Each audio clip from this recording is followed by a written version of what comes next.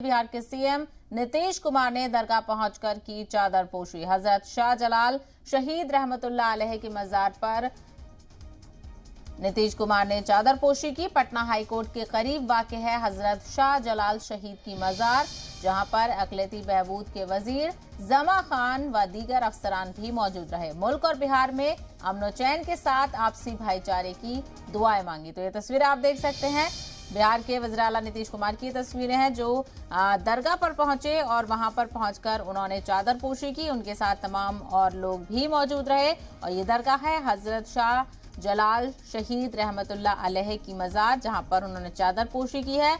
आपको बता दें कि पटना हाईकोर्ट के करीब ही है ये दरगाह, जहां पर वज़ीर आला नीतीश कुमार पहुंचे और उन्होंने चादर पोशी की और अक़लियती बहबूद के वजीर जमा खान और दीगर अफसरान भी उनके हमरा मौजूद थे।